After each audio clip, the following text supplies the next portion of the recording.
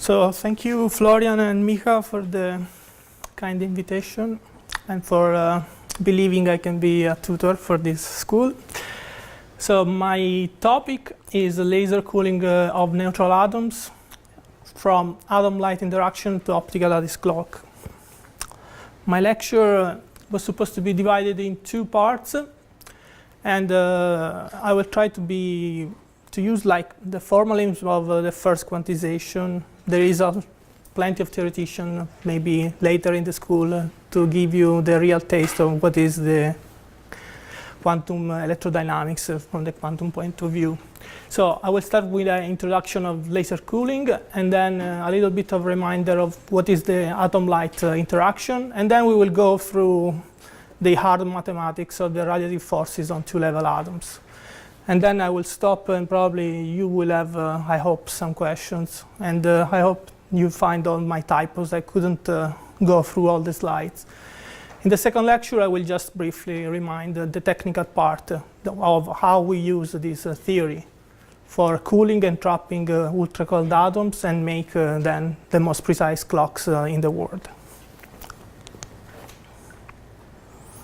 So what is the original motivation and the most practical use for having ultra-cold atoms? And the answer is very easy: atomic clocks.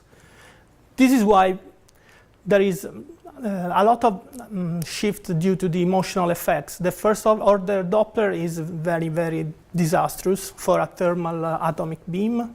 If you take 100 meters per second, you get something like 10 to the minus 6, which is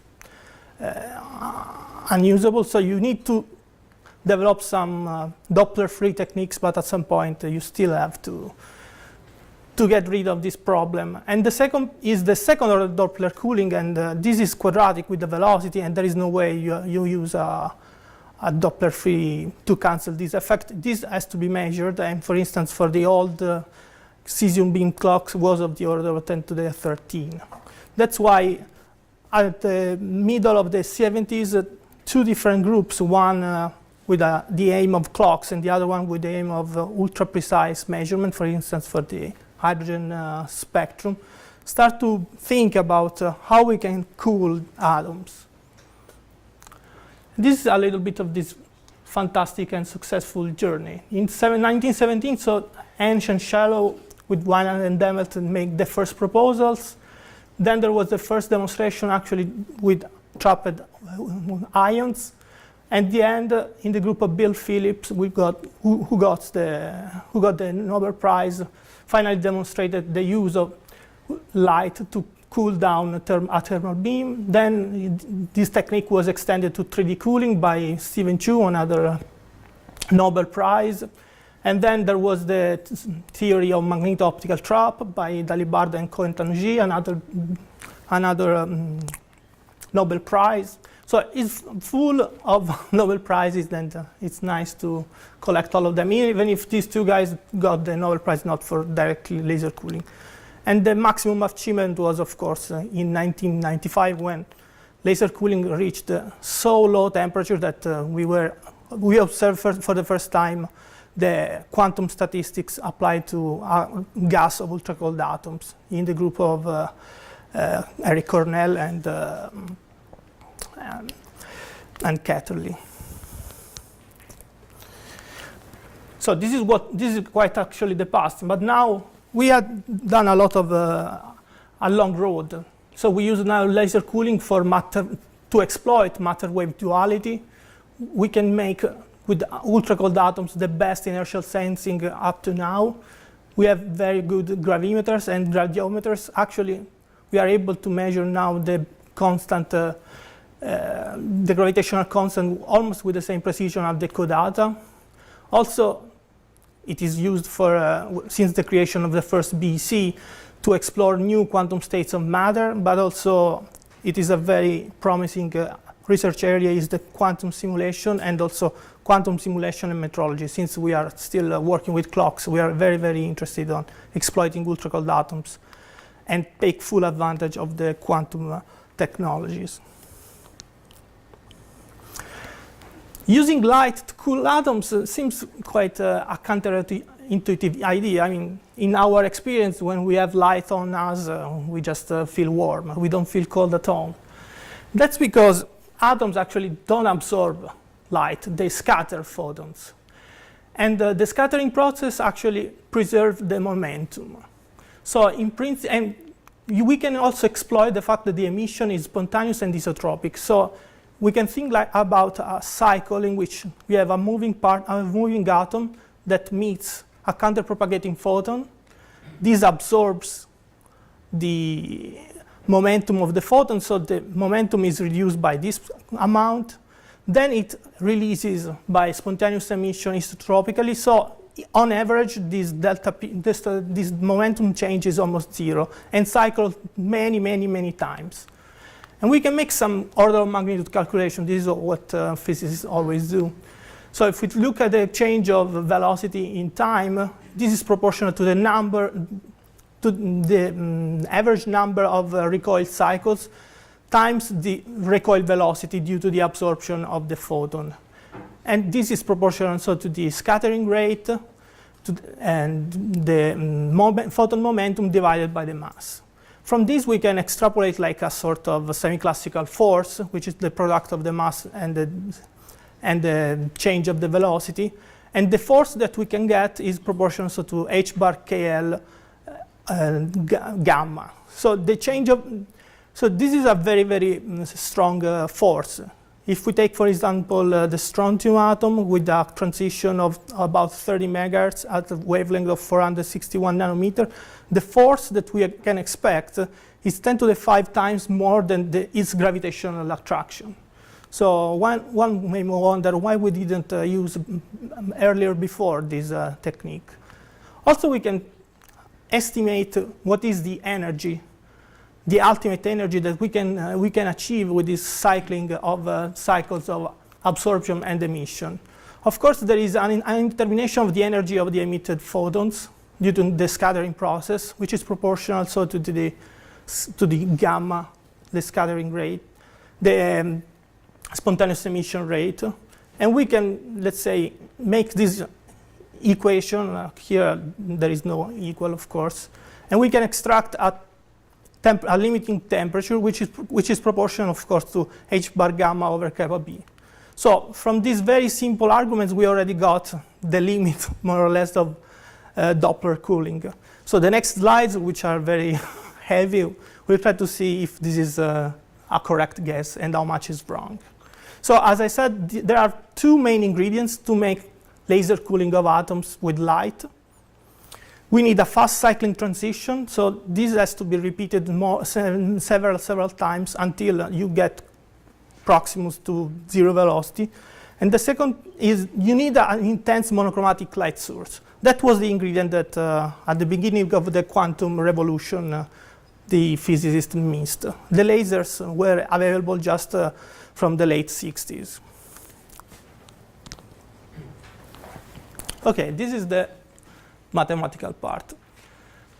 We consider the Hamiltonian of an atom just considering its kinetic energy.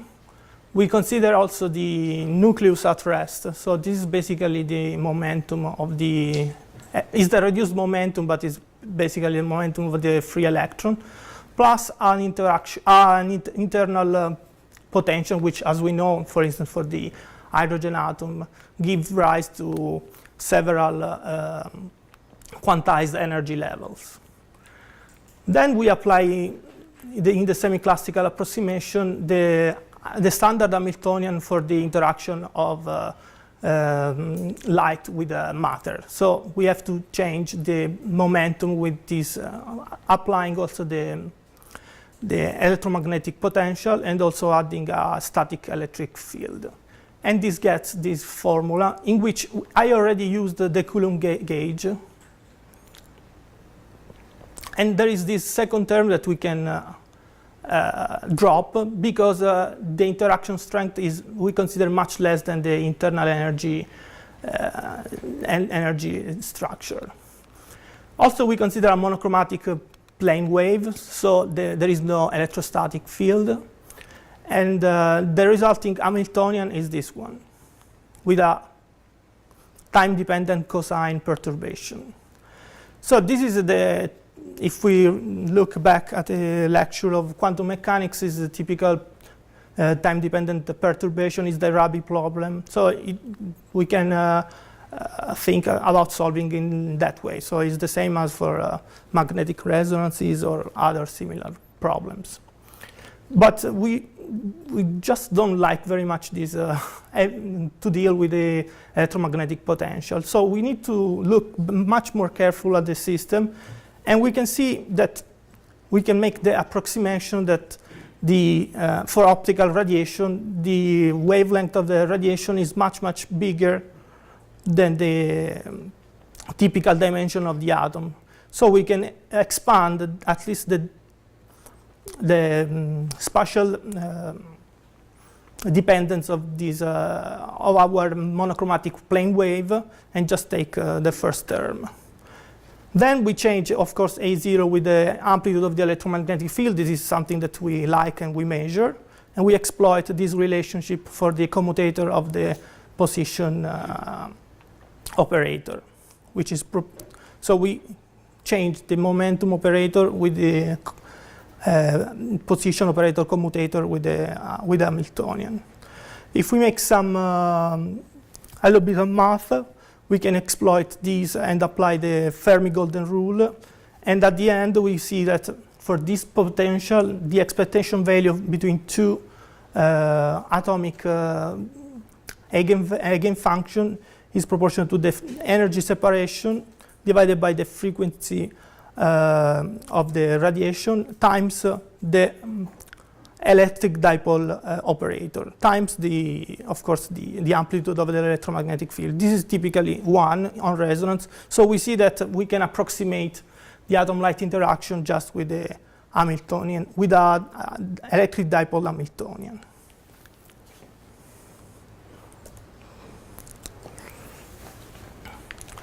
So what happens when a monochromatic light perturbs an atom?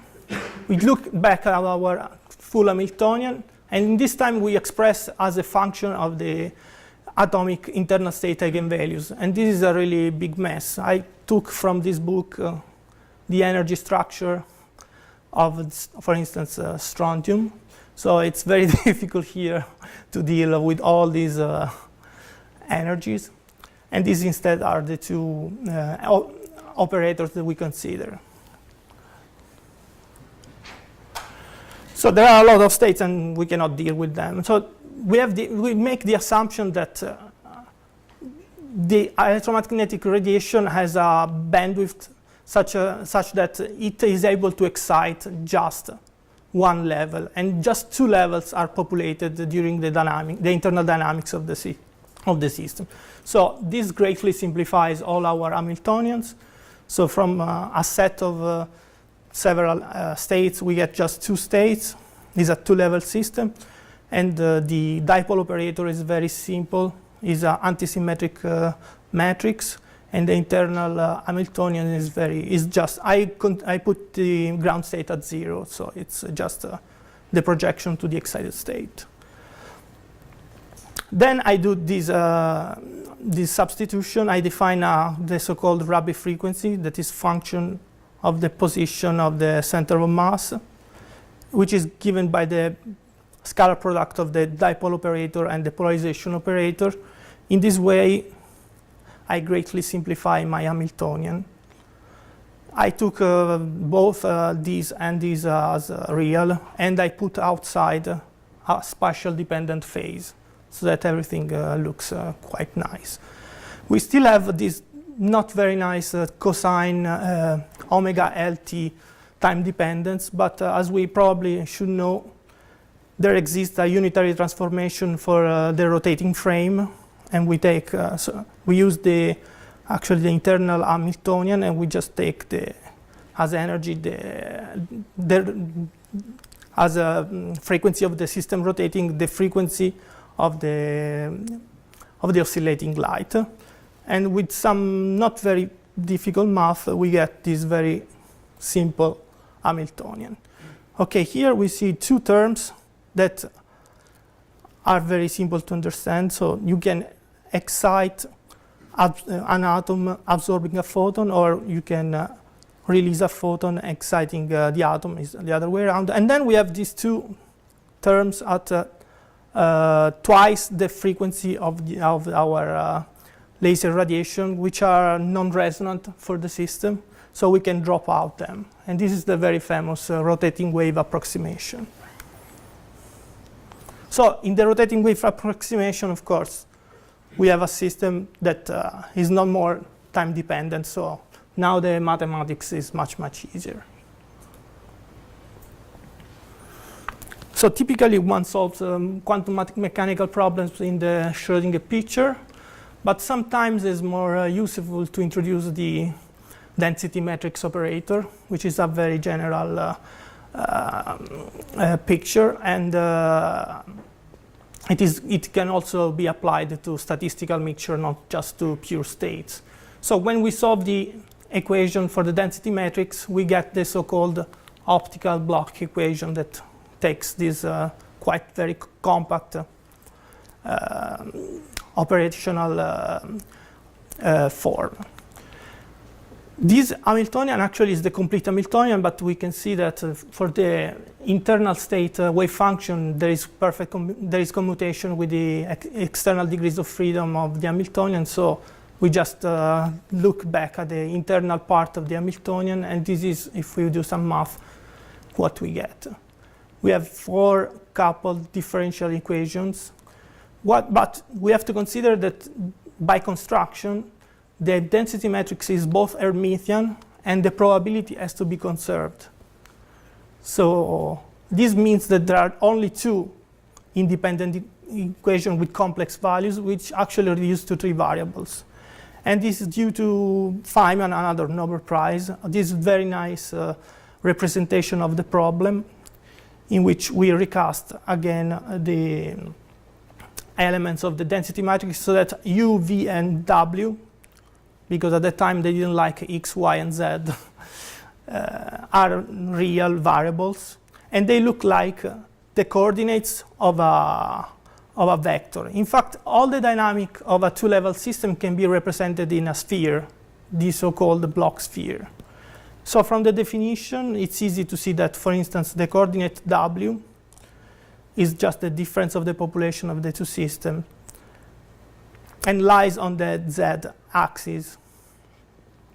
And the part of the Hamiltonian that is not due to the electromagnetic wave makes the system rotating around this vector. Instead, the part of the electromagnetic wave that changes the dynamics of the density matrix lays in this plane. At the end, we can construct a vector, the omega vector,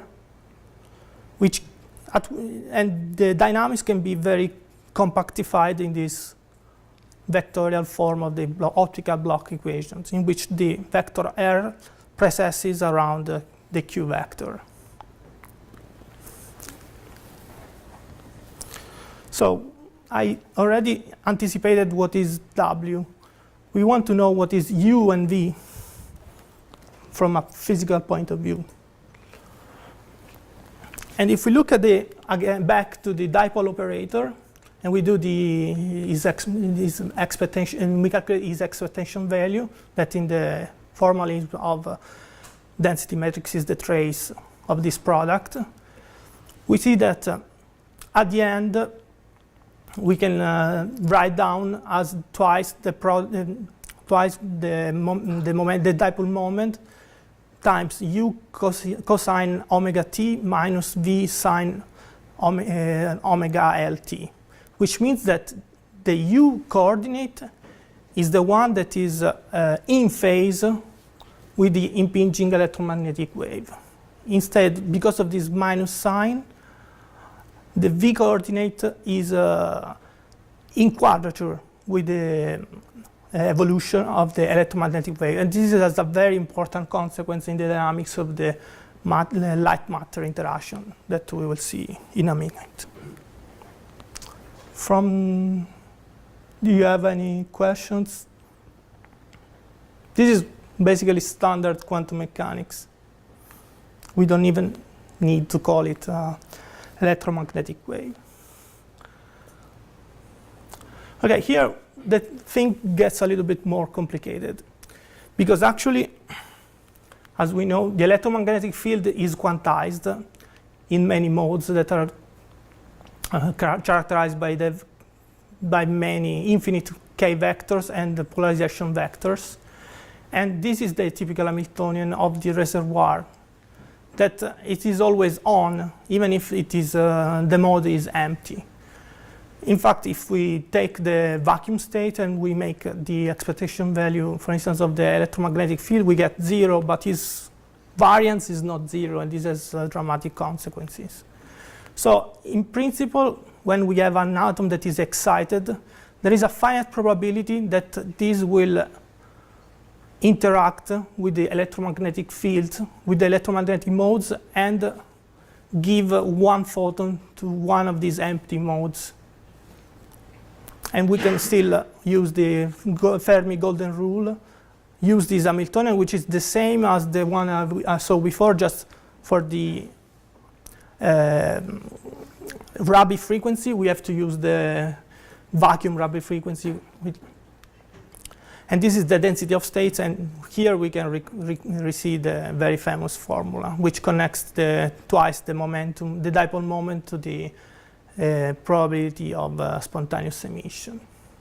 So how we can integrate this problem in our dynamics? This is very simple. Typically, one add by hand to each term of the density matrix a decay term. So the excited state, the probability of to be in the excited state is minus gamma rho EE. And the same we do for the diagonal terms. Just is 1/2, because there is half a probability to be on the ground state and half in the excited state. Instead, for the ground state, we have a plus. So every time some photon decays, some atom decays, we have one more atom on the ground state. If we use the very famous Pauling matrices, and in particular their lowering and raising operators, we can write down this operational equation in this very quite compact form. But this doesn't matter. The point is that if we look back at our block vector, we need to add to the system this vector. So it means that when the atom evolves, it actually collapses at some point to 1/2.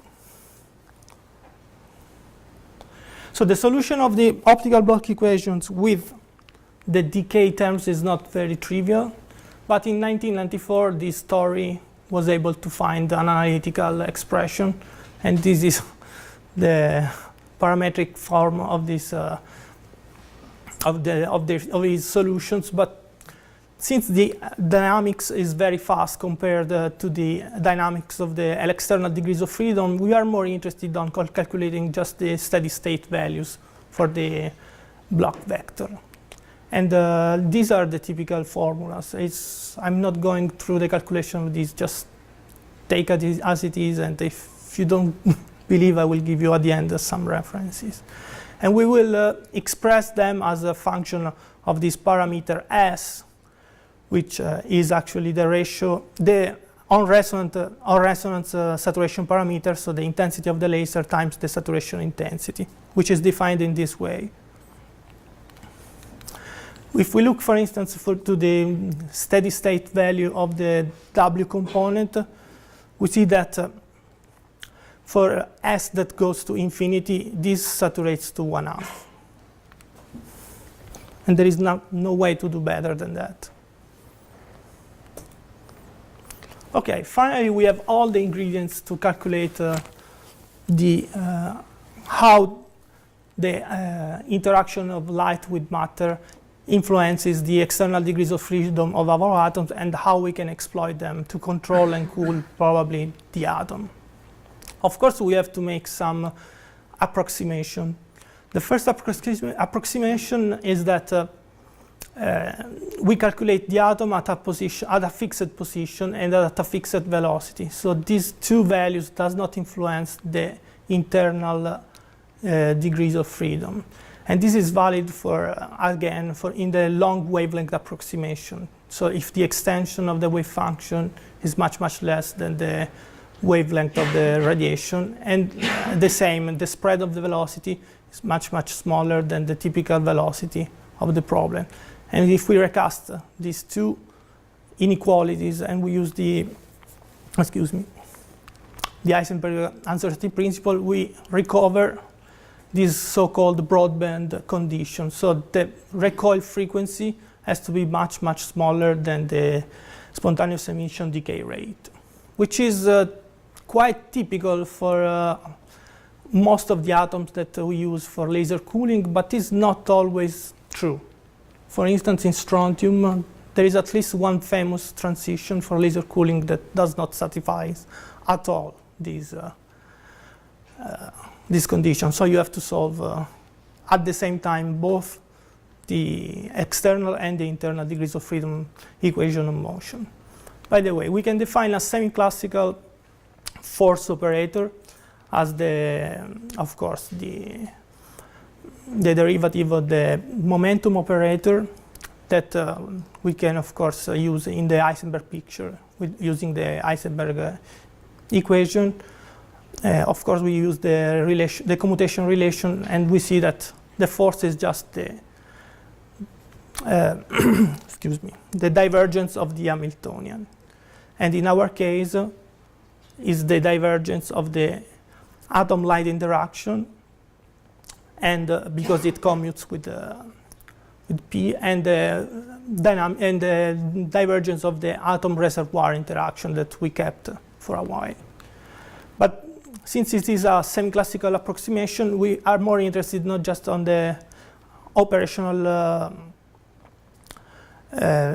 function of this operator, but at its expectation value. So we can make the expectation values for 2, and we see suddenly that this drops out, because if there is just a vacuum field, this has averaged 0.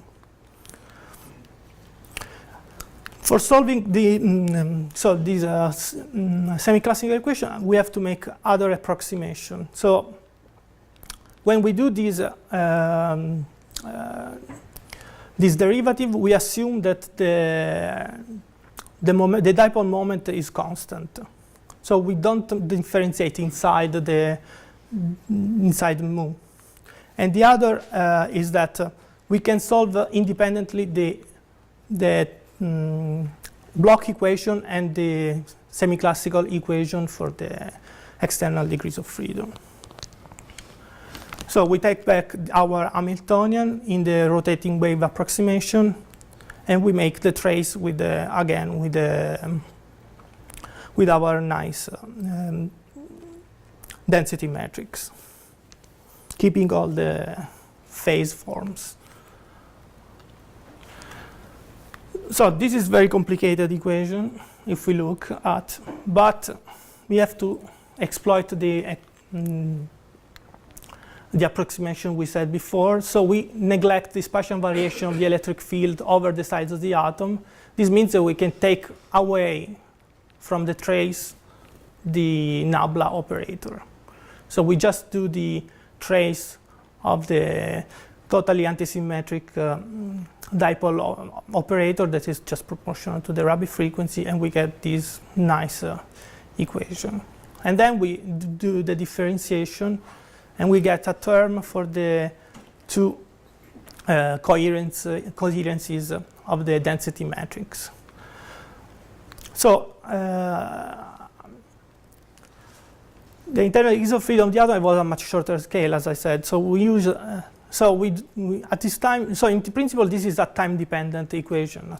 But this is, as I said, we are not very interested on the transient behavior of the atomic internal degrees of freedom. So we can change rho Eg with rho Eg stationary.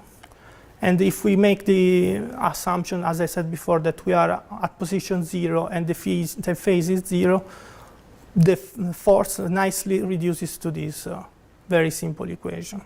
So there is a term that is proportional to the gradient of the Rabi frequency, in which that, as I said, the spatial dependence is just the one of the amplitude of the electromagnetic wave. And a second term that is proportional to the gradient of the phase.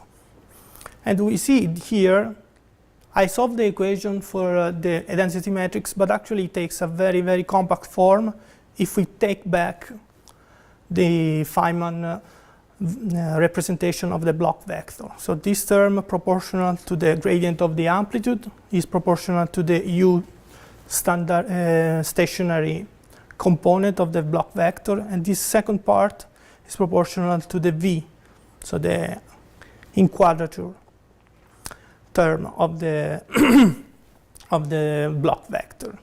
And so we have two different forces. The first one that is proportional to the gradient of the amplitude of the electromagnetic field, we call it the reactive force. And the second one is the addissipative force. And now we see why we call it dissipative. Is straightforward? Okay. So if we look back, we take this VST formula, we plug into our solution for the force, and we get this nice result. So there is a first term, which is proportional to the, let's say, our indetermination energy. And there is this second factor, which is exactly multiplied by a factor 1/2, the steady state value of the differences of the populations, times the gradient of the phase. And if we consider the simplest case, so for a plane wave, the gradient is just a decay vector, we recover the force that we already mentioned at the beginning of our lecture. So the dissipative force is made by just the scattering rate of our atom times the momentum that we absorb, where the scattering rate takes this form and saturates to gamma half. So we did all these mathematics just to recover what we more or less already saw. We can go a little bit more in detail on this formula, which is very instructive. As I said, if we look its dependence on the saturation parameter, so on the intensity of the laser, it saturates to a maximum value quite quickly. Instead, the shape is a Lorentzian shape, and when we increase the saturation, there is a square root dependence on the width of the resonance.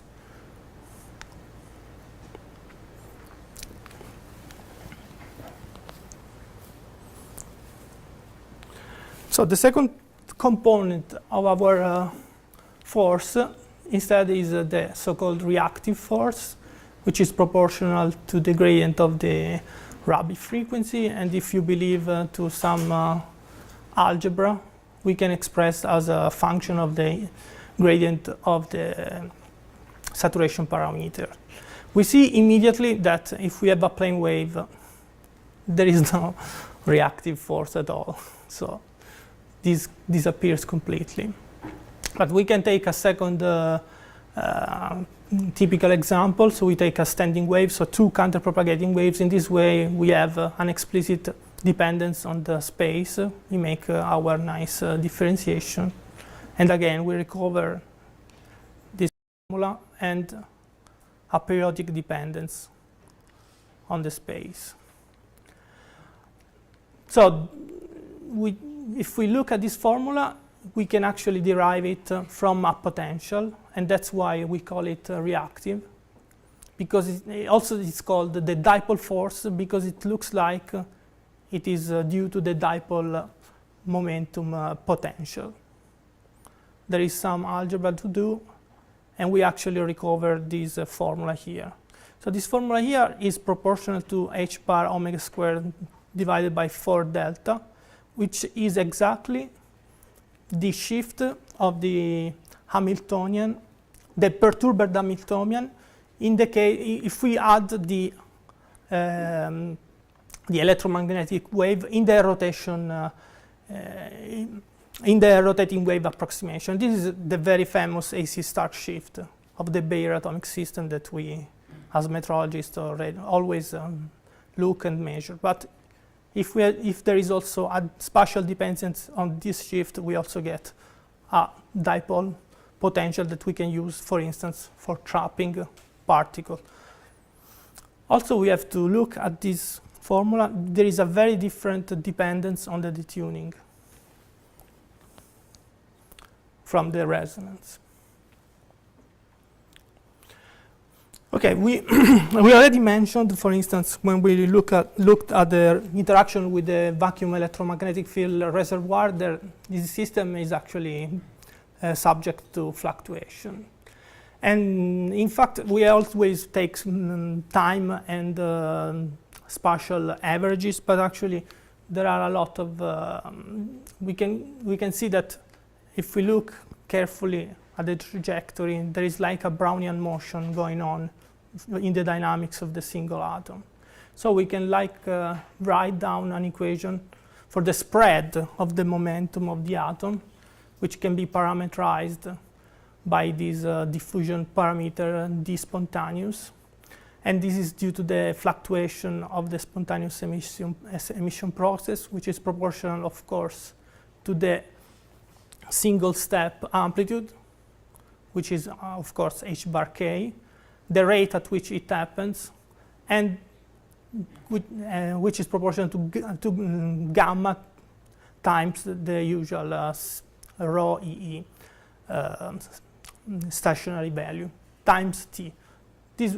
From this equation, we can derive an expression for the spontaneous emission diffusion, and again, we have this Lorentzian dependence. The same happens also if we look at the number of photons that we absorb, and if we do the same calculation, we get almost the same order of magnitude. So if we believe it is a Poissonian distribution process, it is exactly the same. Otherwise, there is a correction for the statistics of the absorption. But we can take twice this t as the spread of the momentum, and we call this as the rate of heating of the system due to the interaction with the light. This is more or less what I wanted to say about the mean radiation, light radiation process. So it was in more or less 45 minutes. So do you have other questions?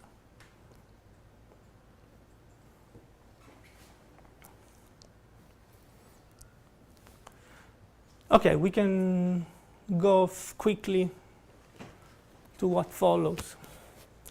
So for now on, we just calculated the effect of the force on the system, but we didn't demonstrate that we can take a bunch of atoms and cool down their statistical distribution. And actually, if we just take one beam, one single beam, it is not possible to cool the atoms down to rest.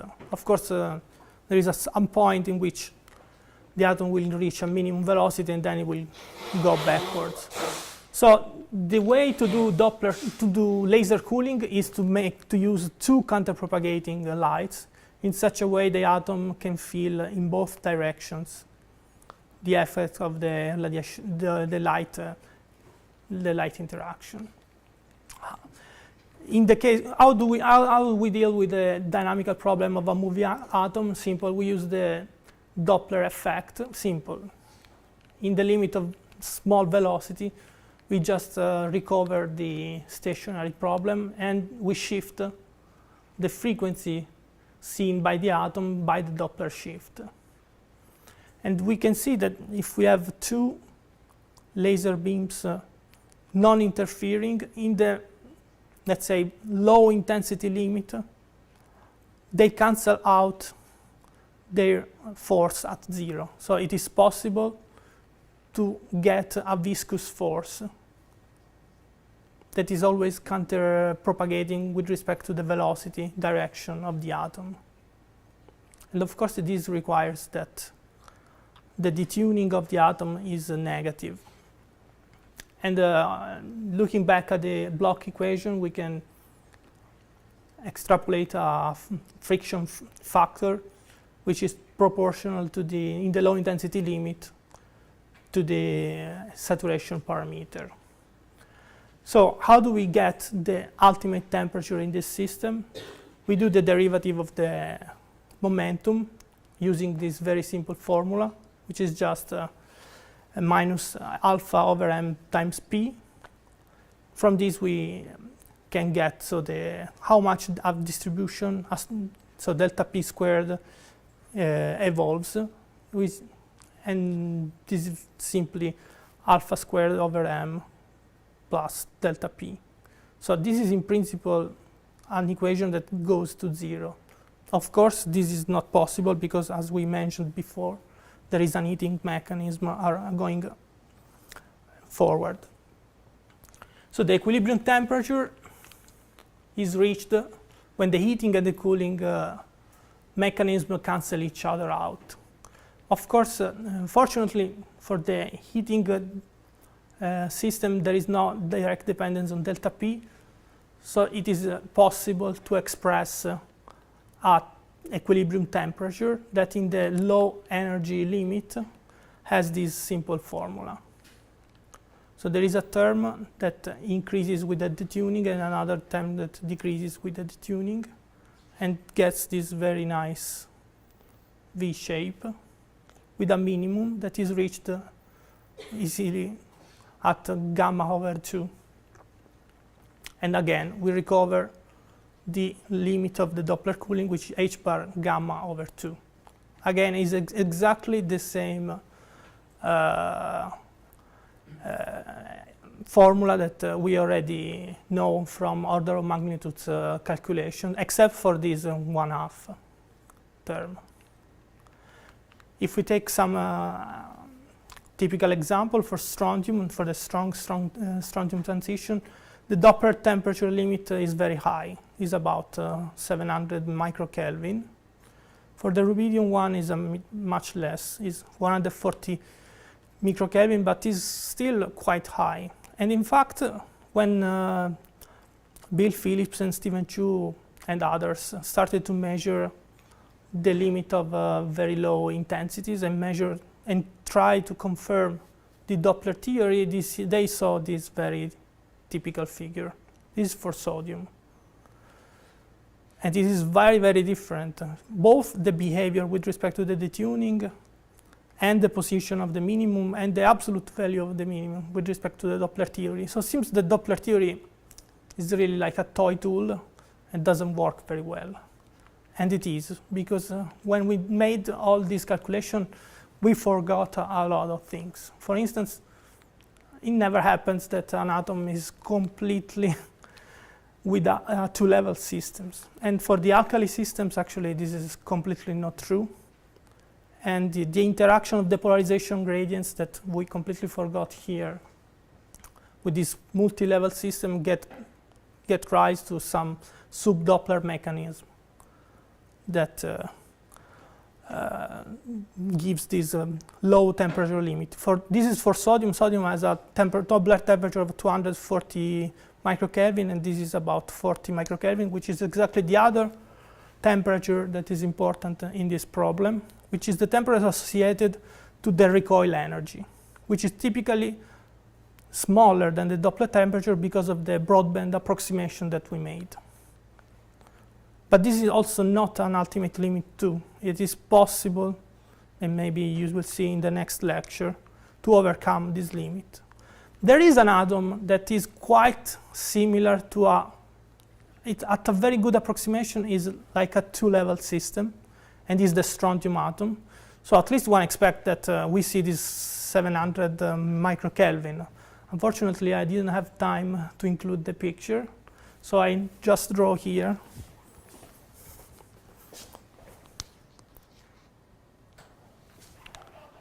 Do you see?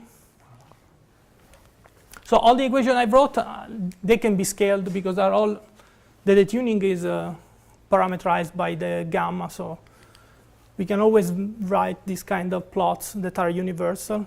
So if this is our Doppler limit, this is what in strontium we typically observe.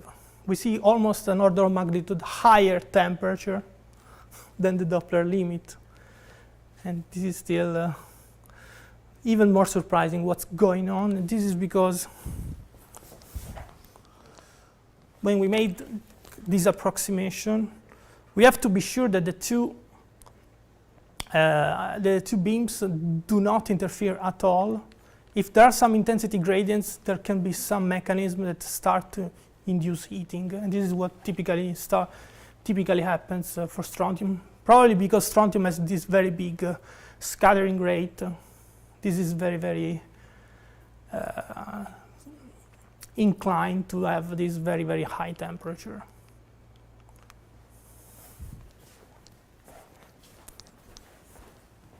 And this is also a measurement done by another Nobel Prize, Jan Hall. So it's still a Nobel Prize work, but not something to be proud of.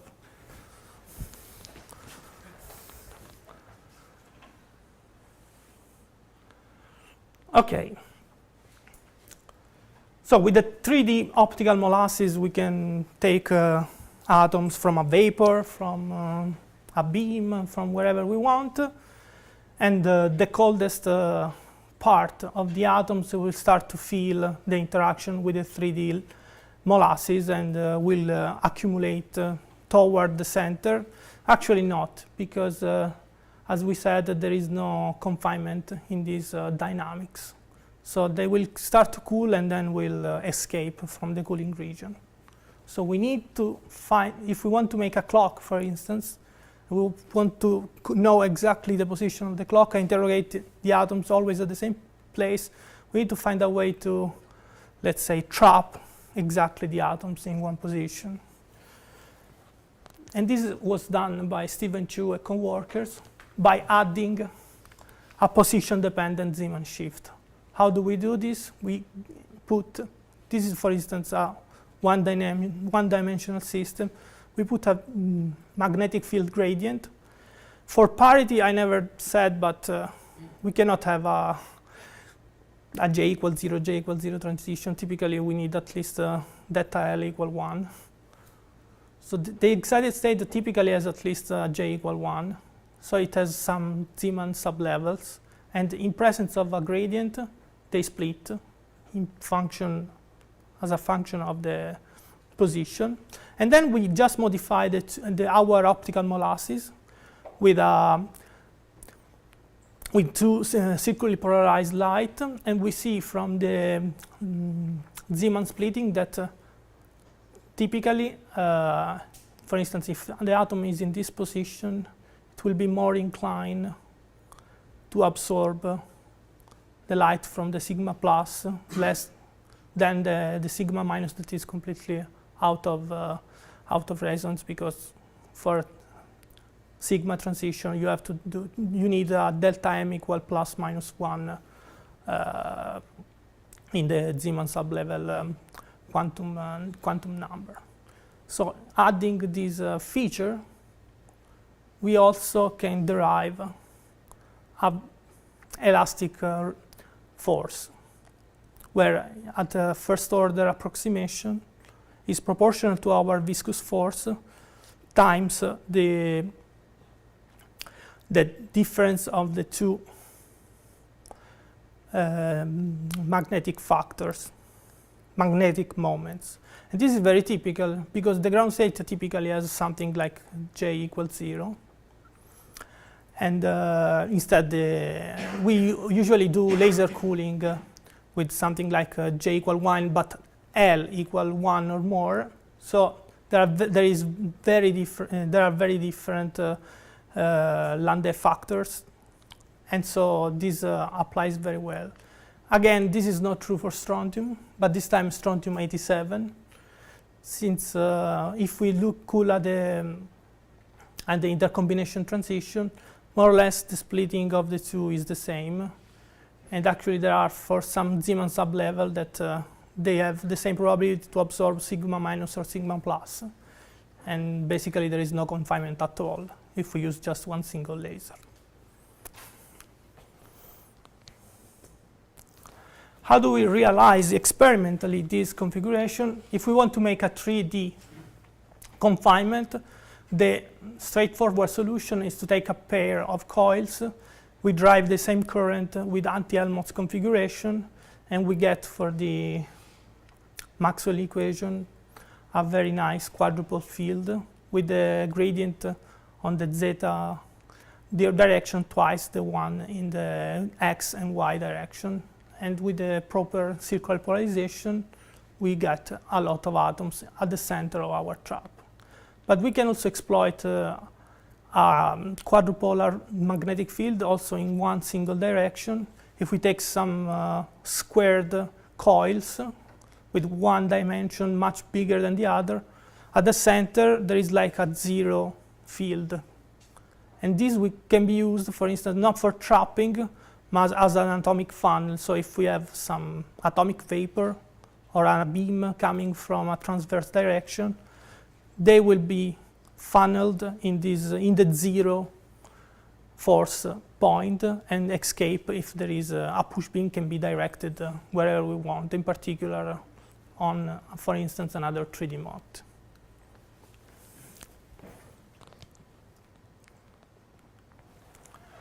Okay, this is something that I want to advertise, but also think about a little bit better. So when we look at trapping, of course, we want just to maximize the force. We are not so interested on finding the lowest temperature possible. And this is related also to the so-called capture velocity. So for a given force, there are some velocity classes that if we integrate the equation of motion, at the end are confined or are just escaping. And as we said before, the Doppler cooling force has a very severe limitation. The amplitude cannot overcome its maximum value. And also, to increase the capture range, in principle we could broaden the resonance by just adding more power, but this broadening is not very efficient because of the square root dependence. So something that we and Matteo studied last year is, instead of wasting a lot of power just on a single frequency, optimize to maximize the capture of our, in this case, 2D mod, we split the power available on two different frequencies in order to have already some velocity classes that are resonant with a far detuned part of the radiation. And maybe this can fall inside the capture range of the standard cooling beams and increase the overall capture rate. This has also another beneficial effect that I don't know if I will mention later. So I will go back to this later. So we didn't speak about the second part, how to use the second part of the light force, and because typically the dissipative part is much bigger than the dipole part, and this is completely absent on resonance and if there is no field gradient. But there are some conditions of the detuning at which we can suppress the dissipative part and we can emphasize the conservative dipolar force. So if we increase enough the detuning, we can decrease this ratio we can increase this ratio at will and make so very good conservative traps for even for neutral atoms. And this is because of the different dependence on the detuning that I probably forgot to mention. In fact, the dissipative part has a square dependence on the tuning from the resonance. Instead, the dipole part is inverse dependent on the detuning. So at far detuning distances, the dissipative part can be cancelled out, and only the dipolar force remains. And this we can exploit also in the consideration of our enhanced trapping system. So the farther you go from the resonance, the lower is the scattering rate. And since at the end the atoms will stay basically at the center, they will feel less power, less scattering power in the configuration of two frequencies with respect to the one frequency. And this means that if we make, for instance, as we did, an atomic beam in a 2D MOT, this will have a thermodynamic temperature a little bit smaller than for the standard case. And this is what we observed. So we increase, for instance, the loading of a 3D MOT, not just because we capture more atoms, but also because the divergence is less, so it's more directed and is more efficient, the loading.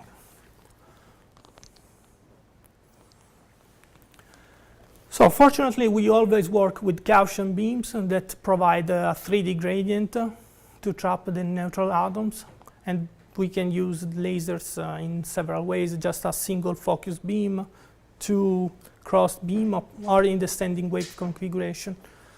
The other ingredient to increase the force is, of course, the length of the gradient. And if we look at the Gaussian beam, the typical length scale for the focus beam is in the radial direction, the size of the waist. Instead, which is inversely proportional, which is proportional to in the axial direction to the Rayleigh range, but is still much less than WT of the waist. So a way to increase dramatically this dipole force is to tightly confine at the level of half of the wavelength of our radiation in the standing wave configuration. In this configuration, we really get very strong forces, and actually you cannot treat the motion in this direction classically, but you need to really solve the quantized problem. And this is very important for optical lattices, as you will see later in the school. I want to remark just that anyway, when we use this kind of systems, these are still very shallow traps. And typically, we need at least a temperature of the order of 1 microkelvin. And typically, a simple Doppler cooling on a broadband transition doesn't work to load efficiently these traps. Okay, we have basically all the ingredient to make an ultra-cold optical clock. So what is remaining to deal with is how to build an atomic source, and if it needed to make a slowing of our beam, and then try to circumvent the problem related to the final temperature of Doppler cooling, for instance, using a narrow line width transition with broadband cooling and then narrow line width cooling. Then exploit the quantized motion inside the optical lattice, and there is the so-called sideband cooling. And then we want to also measure the temperature and all the thermodynamics of the system, so we need to develop imaging and detection techniques. But for this and for other schemes like subdoppler, Bose-Fermi gases, and more, I leave the problem to our next tutor, Florian Schreck. Thank you.